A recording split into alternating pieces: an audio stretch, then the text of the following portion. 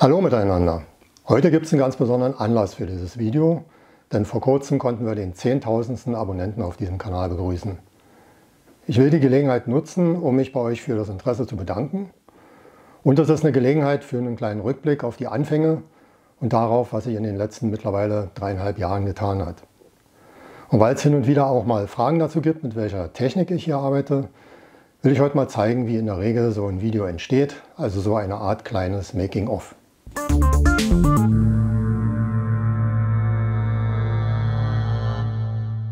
Herzlich willkommen auf Technik selbst erlebt, und der Kanalname kommt nicht von ungefähr.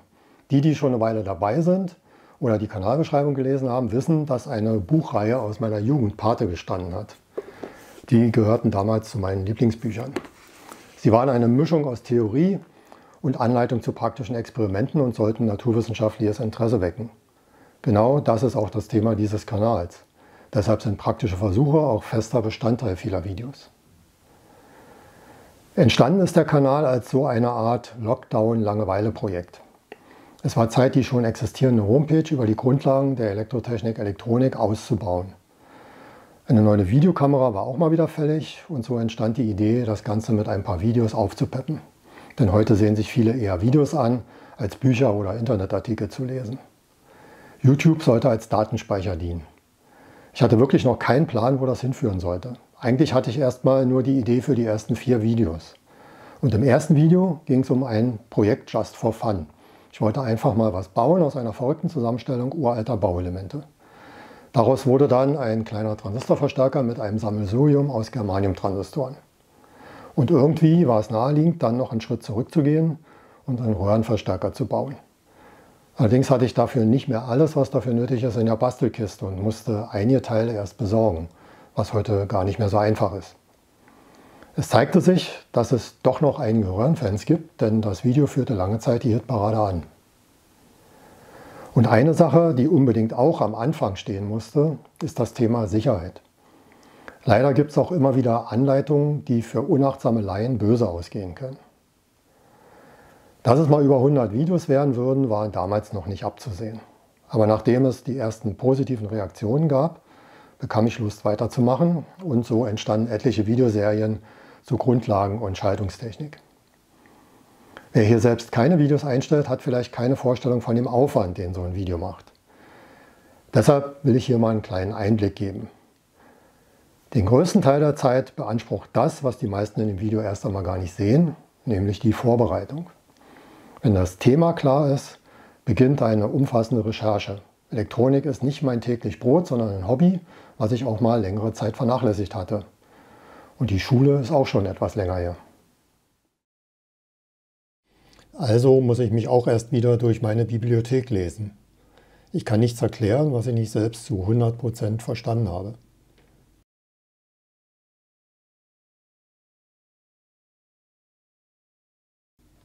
Zusätzlich steht heute natürlich noch das Internet zur Verfügung.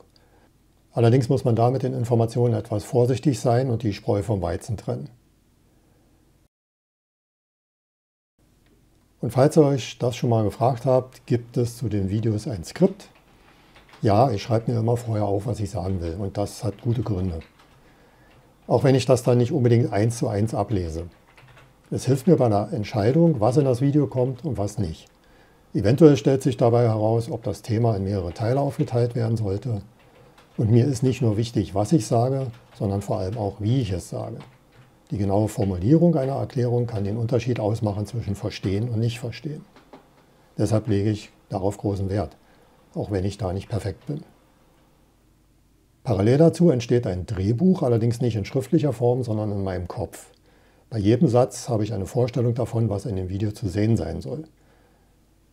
Und dann geht es daran, diese Bilder zu produzieren. Ihr werdet vielleicht gemerkt haben, dass ich so gut wie nie einfach Ausschnitte aus der Literatur kopiere, sondern eigene Grafiken mache. So kann ich besser bestimmte Teile hervorheben und umgehe damit natürlich auch urheberrechtliche Probleme. Dafür benutze ich noch ein uraltes Grafikprogramm von 1999, CorelDRAW in der Version 9. Eigentlich dürfte das unter Windows 10 gar nicht mehr laufen, aber es geht doch.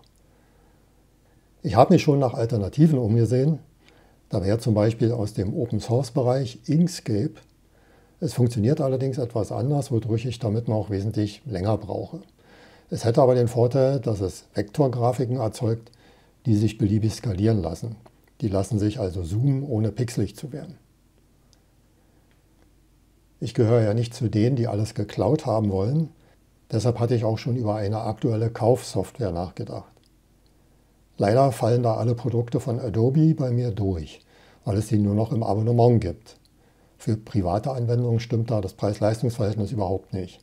Außerdem will ich, wenn ich schon viel Geld dafür ausgebe, die Software auch uneingeschränkt nutzen können.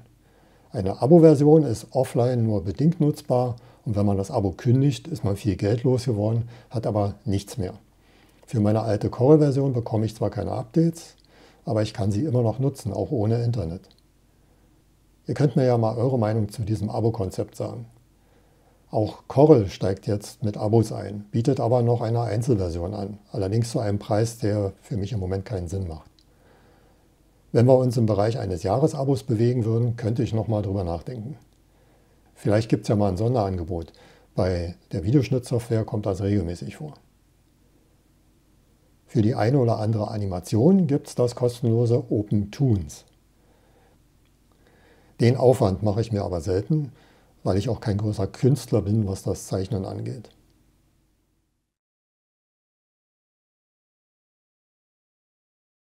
Für die meisten Videoaufnahmen nehme ich meine Panasonic HC-X1500. Aufgenommen wird in 4K, aber mit zwei Ausnahmen landen die Videos im normalen HD-Format auf YouTube.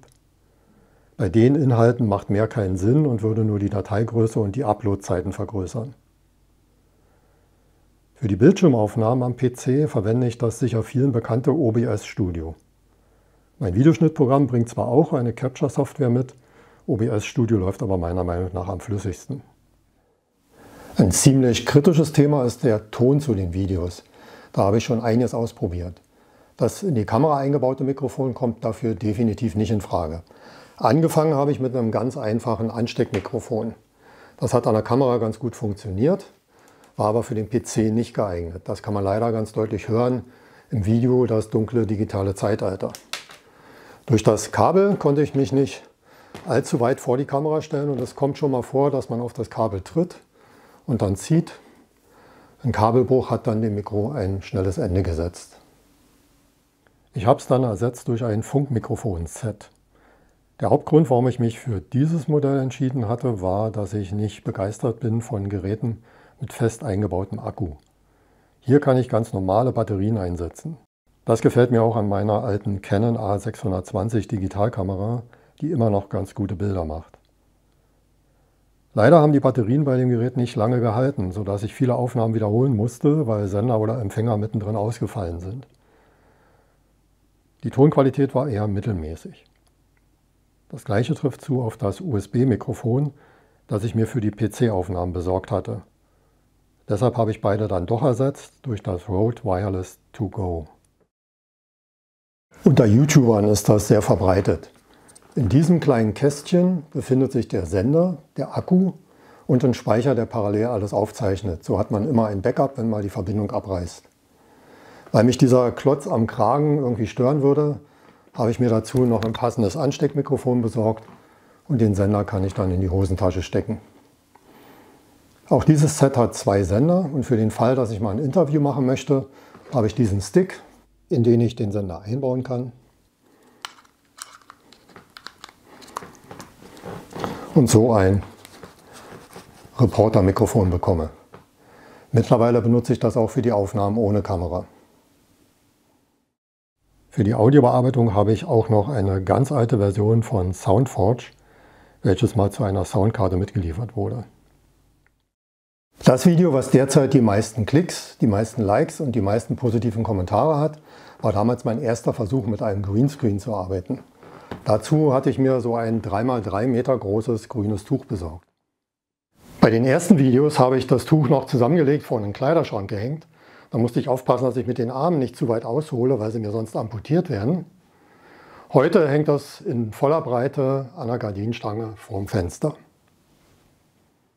Um da vernünftige Aufnahmen hinzubekommen, musste ich auch viel probieren. Es gibt da gute und schlechte Beispiele bei den Videos. In einer beengten Wohnung ist das auch gar nicht so einfach.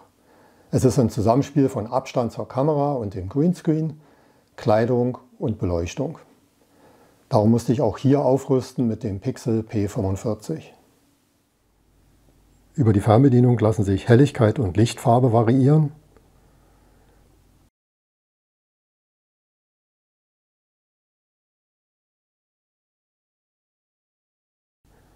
Und es gibt ein paar Effekte, die zum Beispiel Feuerwehr- oder Polizeieinsätze imitieren. Ich hoffe, ihr könnt euch jetzt ein bisschen besser vorstellen, welcher Aufwand mit so einem Video verbunden ist. Mit der ganzen Vorbereitung kann es sein, dass mich ein Video, das am Ende vielleicht 10 Minuten lang ist, wochenlang beschäftigt hat. Natürlich nicht rund um die Uhr. Wenn dann alle Bildquellen zusammengetragen und vorbereitet und alle Aufnahmen im Kasten sind, kommt das, was dann am schnellsten geht, nämlich der Zusammenschnitt. Ich benutze dafür Pinnacle Studio in der Ultimate-Version, also in der Vollversion ohne Einschränkungen und mit einigen Zusatzfeatures.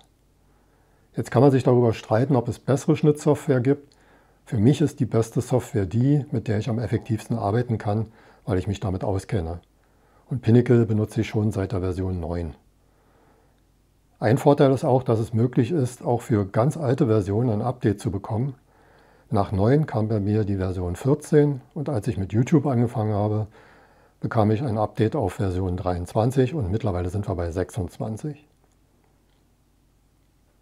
Wenn das Video fertig ist, sehe ich es mir nochmal vollständig an, um eventuelle Fehler zu finden. Und dann wird es hochgeladen. Für die meisten ist an der Stelle Schluss, für mich noch nicht ganz. YouTube generiert ja automatisch Untertitel, die sind aber gelinde gesagt übel. Ich lösche die normalerweise und mache meine eigenen Untertitel. Dabei hilft mir dann mein Skript. Trotzdem ist es eine ziemlich aufwendige Arbeit. Anschließend lasse ich sie noch ins Englische übersetzen und korrigiere dann die offensichtlichen Fehler. Typisch ist zum Beispiel, dass Spannung häufig mit Tension statt mit Voltage übersetzt wird. Dann setze ich noch die Links im Abspann und bei den Infokarten und ich lösche einige Werbeunterbrechungen, die YouTube gerne hätte, und die verbleibenden setze ich so, dass ich nicht mitten im Satz unterbrochen werde. Ja, ich hoffe, ich konnte euch einen kleinen Einblick geben, was hinter den Kulissen passiert. Vielleicht hat der eine oder andere ja vor, einen eigenen Kanal zu starten. Wie geht's weiter? Ich hatte es im letzten Jahr schon gesagt und ihr habt es sicher auch gemerkt. Es wird nicht mehr ganz so häufig neue Videos geben. Wenn wir mal ehrlich sind, die Grundlagenthemen haben wir ja größtenteils abgearbeitet. Für größere Bastelprojekte fehlt mir einfach die Zeit und auch aufgrund einiger gesundheitlicher Probleme liegt meine Priorität nicht unbedingt auf YouTube-Videos. Ihr könnt natürlich Vorschläge für neue Videos machen, was aber nicht automatisch bedeutet, dass ich die alle umsetzen kann. Die größten Chancen haben Themen, die für ein breiteres Publikum interessant sind und nicht zu speziell sind.